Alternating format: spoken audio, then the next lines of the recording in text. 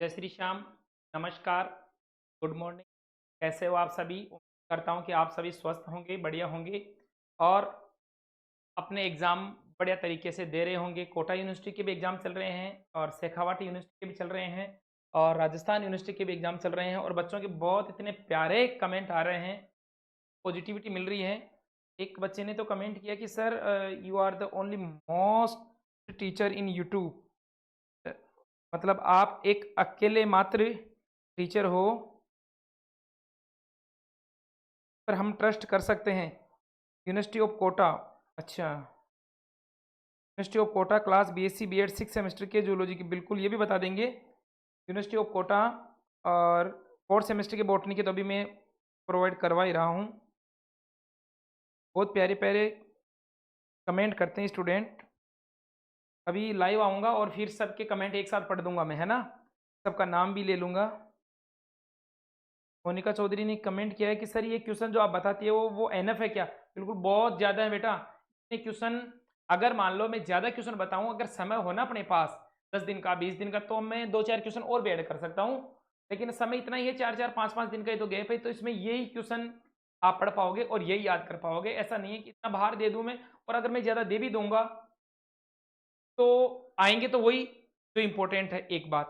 दूसरी बात, अगर मैं ज़्यादा ही दे दूँगा तो आप महेश जी की कहाँ ज़रूरत है आपको, आप खुद ही पढ़ लोगे। फिर बच्चे ये भी कमेंट करेंगे सर आपने तो पूरा सिलेबस ही दे दिया, ठीक है ना? तो हम वही दें जो एग्ज़ाम में आते हैं। और केमिस्ट्री में राज मीना ने कमेंट किया है कि सर जी राजस्थान यूनिवर्सिटी केमिस्ट्री में आपने जो पेपर बताया वही क्वेश्चन आया है। यहाँ से दिख रहा होगा शायद, इसमें दिखेगा कि नहीं? क्या है, कभी पढ़ेंगे, लाइव क्लास लेंगे तब बताएँगे आपको। ठीक है, तो बहुत बढ़िया, बहुत ही पॉजिटिविटी मिलती है मुझे आपके इन प्यारे-प्यारे कमेंट से। ठीक है, बढ़ते हैं हम अपनी क्लास की ओर। आज की जो क्लास होने वाली है बेटा, कोटा यूनिवर्सिटी के 4th सेमेस्टर के बॉटनी के इंपॉर्टेंट क्वेश्चन, बहुत ही कम क्वेश्चन लेकर आया हूँ। 5 यूनिट है और 5 यूनिट में से 5 से 15 क्वेश्चन, लगभग 15 क्वेश्चन है, जिसमें टिप्पणियाँ भी हैं, छोटे क्वेश्चन भी हैं और बड़े क्वेश्चन भी। मैं आपको बता देता हूँ कोटा यूनिवर्सिटी के स्टूडेंट्स के लिए सर क्या है पिटारा। पिटारा अपना ये है बेटा, का पिटारा ये है, 4 क्रेडिट का पेपर है, मतलब 25 इंटू 4 बराबर 100। 100 नंबर का पेपर है। हाँ सर, 100 नंबर का हिसाब ये है 30 प्लस 70, ठीक है ना? 30 प्लस 70 में 30 नंबर तो इंटरनल एग्जाम के हो गए और 70 नंबर है ना जो पेपर के हो गए ना, उसमें से 20 नंबर के तो छोटे क्वेश्चन आएंगे, जो कैसे आएंगे, 2 नंबर का एक क्वेश्चन और कितने नंबर का 10, ठीक है? और इसके अलावा 10 क्वेश्चन है ना जो, ओ सॉरी 5 क्वेश्चन जो आपको करने हैं, वो प्रत्येक यूनिट में से करने हैं 50 नंबर के। ओके, इस हिसाब से आपके पास हो गए बेटा। दो दो नंबर के क्वेश्चन आएंगे 10 वन लाइनर। जो मैंने पेपर बनाया है उस पेपर में इंपॉर्टेंट क्वेश्चन में छोटे क्वेश्चन भी सम्मिलित हैं और बड़े क्वेश्चन भी सम्मिलित है। तो कुल मिला के मैंने 70 नंबर का जो पेपर बनना था, उस 70 नंबर के पेपर में से ज़्यादा उम्मीद तो नहीं, लेकिन 50 से 60 नंबर के क्वेश्चन, कल जो केमिस्ट्री का पेपर लगा था ना राजस्थान यूनिवर्सिटी का, उसमें 60 नंबर के क्वेश्चन एग्जाम में आए थे, ठीक है ना? और एक बच्चे ने जो कमेंट किया कि सर आप एकमात्र ऐसे टीचर हो जिनके इंपॉर्टेंट क्वेश्चंस पर हम विश्वास किया जा सकता है। देखो एक बात और बताऊँ मैं आपको, यूट्यूब चैनल चलाना एक अलग बात है और पढ़ाना अलग बात है। कोई भी यूट्यूब चैनल खोल लेगा, एक आईडी बना लेगा, आएगा जल्दी जल्दी, ये है वो है, इससे बाहर नहीं जाएगा, वो अपनी आदत नहीं। आदत वही है जो वास्तविकता से आपको अवगत कराए।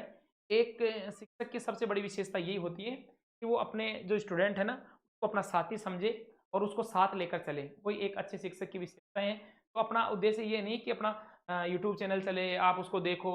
आपने कभी देखा होगा, मैं या शुरू में तो कोई बोल दिया हूँ वो अलग बात है, कभी नहीं बोलता हूँ कि आप है ना जो चैनल को सब्सक्राइब करो, ये ऐसा नहीं है। जिसको पढ़ना होगा वो सब्सक्राइब कर लेगा और जिसको अपनी महत्वता का पता है, इंपॉर्टेंस का पता है, वो ज़रूर देखेगा और ज़रूर लाइक सब्सक्राइब करेगा, ठीक है ना? तो अपना उद्देश्य यही रहता है, बच्चे को कम समय में ज़्यादा से ज़्यादा ऐसे इंपॉर्टेंट क्वेश्चन दिए जाएँ ताकि वो स्टूडेंट एग्ज़ाम में हमें भी याद करे, एग्ज़ाम देने के बाद में भी याद करे, दूसरे को बताए, ठीक है ना? तो बढ़ते हैं हम अपनी क्लास की ओर। सर क्लास में सबसे पहले Kota university 4th semester exam, हाँ सर 4 सेमेस्टर एग्जाम है। ये 4 सेमेस्टर, देखो पहले बेटा पेपर का जो नाम है आवर्त बीजी वर्गीकी, शारीरिकी एवं भ्रूण विज्ञान, ठीक है ना। पेपर कोड है 5133। हाँ सर बिल्कुल यही है।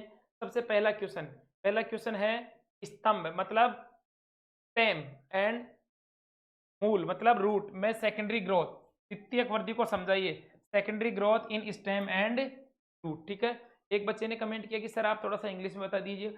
मेरी कोशिश ये रहती है, देखो लिखावट में तो क्या पीपीटी वगैरह बनाने वाले मैं तो उसको दे देता हूँ, जो टीम है वो सही नहीं टाइप करती है, क्यों नहीं करती इतना भी मेरे पास समय नहीं है कि मैं उनसे रोज रोज पूछूं। लेकिन मेरी एक आदत रहती है कि जब मैं क्लास लेता हूँ उस दौरान मैं बोलता हूँ। तो अब बच्चे क्या करते हैं, स्क्रीनशॉट के चक्कर में रहते हैं, जल्दी स्क्रीनशॉट लिया अपने नोटबुक में लिखा और चलो।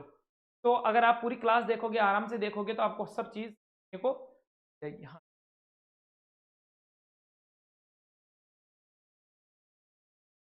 स्तंभ एवं मूल में द्वितीयक वृद्धि को समझाइए। उसके बाद में नेक्स्ट प्रश्न है प्राथमिक व द्वितीयक उत्तकों का विभेदन। उत्तक दो प्रकार के होते हैं ना, जब उत्तकों का वर्गीकरण करते हैं ना, तो एक तो प्राइमरी टिश्यू प्राथमिक और एक सेकेंडरी। तो उनका विभेदन, उनमें विभेदन किस प्रकार से होता है, उनका विभेदन बताते हुए उनकी भूमिका मतलब उनका रोल क्या है, प्राइमरी एंड सेकेंडरी जो टिश्यू है उनकी क्या भूमिका है प्लांट में, वो आपको बताना है। निम्न बिंदुओं पर टिप्पणी लिखिए।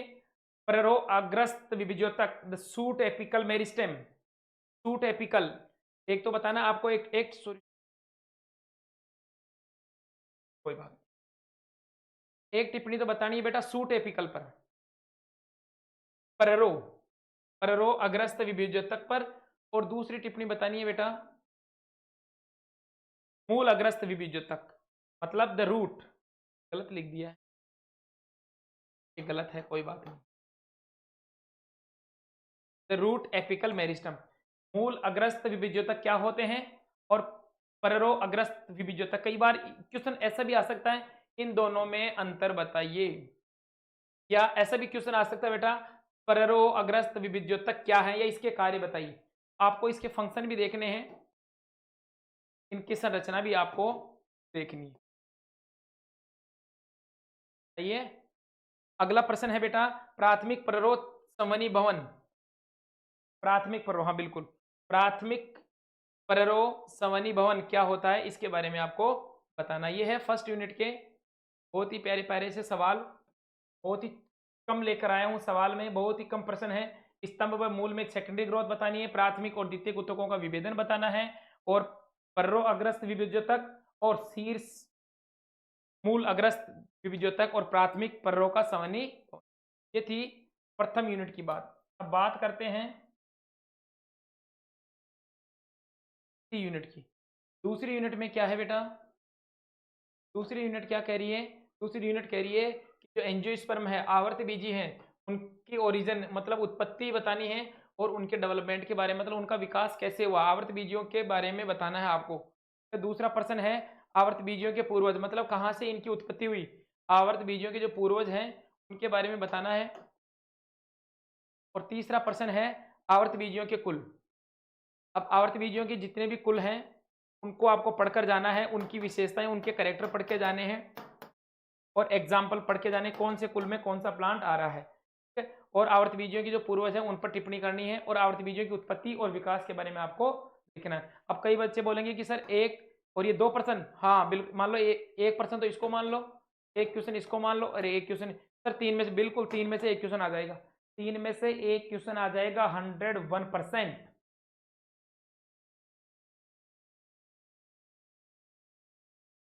आगे देखिए यूनिट संख्या 3, यूनिट संख्या 3 क्या कह रही है बेटा,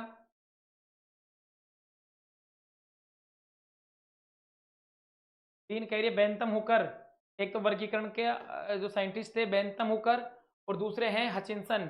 इनका एक तो बेंथम हुकर का वर्गीकरण बताना है आपको, और हचिंसन ने प्लांट्स का वर्गीकरण कैसे किया उसको आपको बताना है। आवर्त बीजियों के, आवर्त बीजियों के वर्गीकरण में कोशिका विज्ञान, आवर्त बीजियों के जो वर्गीकरण जब किया गया तो साइटोलॉजी का क्या योगदान था, पादप रसायनों का क्या योगदान था और संख्यात्मक वर्गीकी मतलब इनके आधार पर आवर्त बीजियों का वर्गीकरण करते समय इनका क्या योगदान था वो बताना है। निम्न बिंदुओं पर टिप्पणी लिखिए।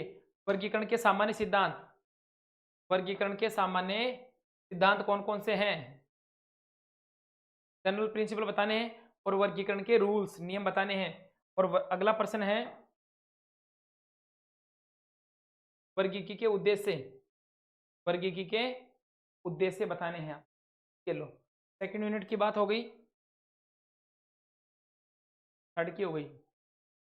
अब बात करते हैं, ये ध्यान से देखो बेटा, निम्न कुलों तो नहीं है तो निम्न निम्न कुलों में पाई जाने वाली विविधताएं। अब देखो जैसे एक मैं फैमिली ले रहा हूं यहाँ पर, एक कुल ले रहा हूं मैं यहाँ पर फेबेसी, एक कुल लिया मैंने पोएसी, एक लिया है सोलेनेसी। तो सोलेनेसी की क्या क्या विशेषताएं पहले तो ये बतानी है। सोलेनेसी जो फैमिली है कुल है उसकी क्या क्या विशेषताएं हैं, उनमें कौन कौन से प्लांट आते हैं, उनकी क्या क्या मॉर्फोलॉजी है, इनकी मॉर्फोलॉजी आपको बतानी है और फिजियोलॉजी, मॉर्फोलॉजी और फिजियोलॉजी बतानी है प्रत्येक कुल की। इसके साथ ही एक तो एपोसाइनेसी कुल और एक पेपेवरसी, पेपेवरसाइम सोमनीफेरम जो अफीम का कुल है उनकी। तो ये जो 5 कुल लिए हैं फेबेसी, इन कुलों को पढ़ के जाना है। इनमें जो दल विन्यास है, दल हैं, बाह्य दल हैं, का जो पुष्प सूत्र है, वो सारी चीज़ें आपको पढ़कर जानी है। फेबेसी हो गया, पोएसी हो गया, सोलेनेसी हो गया। ऐसा नहीं इनका नाम पढ़ गया और करेक्टर पढ़ गया, रियल लो सर वहाँ तो और ही पूछ लिया था, ठीक है ना। इनमें से छोटे सवाल भी पूछ सकते हैं यहाँ से, जैसे पोएसी कुल का, पोएसी जो कुल है इसका पुष्प सूत्र लिखिए। मान लो पेपेवरेसी का पूछ लिया, मान लो एपोसाइनेसी का। तो इन 5 कुल ये महत्वपूर्ण कुल हैं, ये महत्वपूर्ण कुल हैं। यहाँ से कोई भी 2 कुलों के बारे में आपको विस्तृत जानकारी देंगे।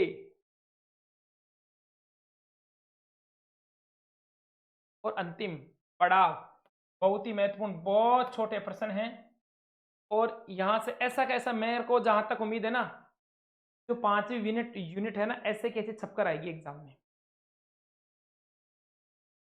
5वीं यूनिट में सबसे पहला जो टिप्पणी है वो है बेटा मेल एंड फीमेल गेमिटोफाइट, ठीक है ना। एक तो होता है गेमिटोफाइट, एक होता है स्पोरोफाइट, ठीक है ना। तो जो नर व मादा युग्मकोद्भिद है उनके बारे में बताना है। परागण, अब कई बार क्या होता है मैंने परागण के प्रकार दे दिए तो अब बच्चे है ना जो वहां आ गया परागण किसे कहते हैं, बोलेंगे सर जो आपने दिया था ना वो तो क्वेश्चन आया ही नहीं, हाँ तो परागण की परिभाषा आ गई। अरे एक बात बताओ बेटा कि परागण के प्रकार जब आप लिखोगे तो सबसे पहले तो इतना, जो अगर वो 2 ही नंबर वाला क्वेश्चन है ना, जो शुरू के 10 क्वेश्चन है 2 ही नंबर वाला, जब तो आप इसके प्रकार बता के छोड़ दो। लेकिन अगर मान लो बड़ा क्वेश्चन है वहां पर आ रहा है परागण के प्रकार बताइए, तो आप पहले तो परागण की परिभाषा लिखोगे, फिर परागण कैसे होता है वो प्रक्रिया बताओगे, फिर उसके टाइप बताओगे।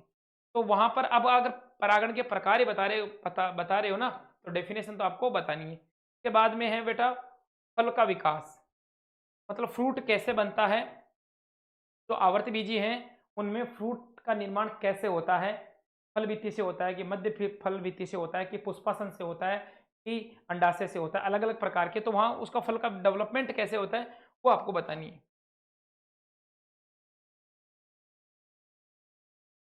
परागणकर्ताओं के लिए आकर्षण व प्रतिपादन, देखो कई बार तो क्या होता है कि कुछ प्लांट्स तो ऐसे होते हैं जिनमें स्वयं परागण होता है,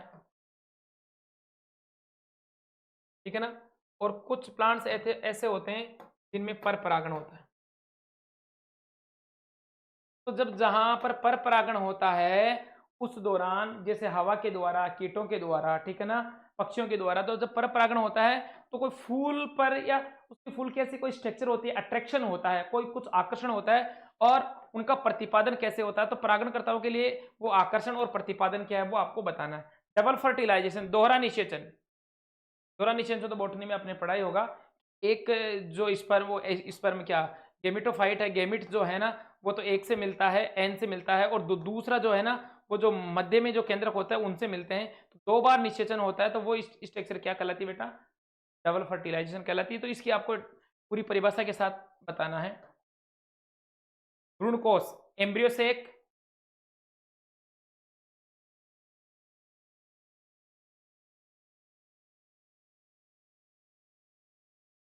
एम्ब्रियो से, और अनिश्चितता निषेचन, अनिश्चितता निषेचन, अनिश्चितता ये टॉपिक भी बहुत ही महत्वपूर्ण है। 101% आने के पूरे पूरे चांस है। तो जो मैंने 5वीं यूनिट से आपको क्या हो रहा है, 5वीं यूनिट से आपको मैंने ये टॉपिक जो दिए हैं कौन कौन से, जैसे टिप्पणी में मेल एंड फीमेल गेमेटोफाइट, नर व मादा युग्मकोद्भिद, परागण के प्रकार, फल का विकास, परागणकर्ताओं के लिए आकर्षण, द्विनिषेचन और भ्रूणकोश और अनिश्चितता का अनिश्चितता निषेचन, ये सारे के सारे जो टॉपिक हैं वो आपको एग्जाम में देखने को जरूर मिलेंगी। ठीक है, ये हो गई कोटा यूनिवर्सिटी वालों के लिए महत्वपूर्ण सवाल किससे संबंधित, बॉटनी 4th सेमेस्टर। ठीक है, इसके बाद में बाकी की जो आपके सब्जेक्ट बच गए, कोशिश कर रहा हूँ कि जैसे जैसे समय मिल रहा है वैसे वैसे मैं आपके लिए इंपॉर्टेंट क्वेश्चन लेकर आ रहा हूँ। बस मैं तो श्याम बाबा से यही प्रार्थना करता हूँ कि बताए हुए क्वेश्चन है ना जो एग्जाम में आ जाए और बच्चों के बढ़िया से बढ़िया नंबर आ जाए, बस मेरी तो यही दुआ है। ठीक है, ओके, मिलते हैं नेक्स्ट क्लास में, तब तक के लिए श्याम।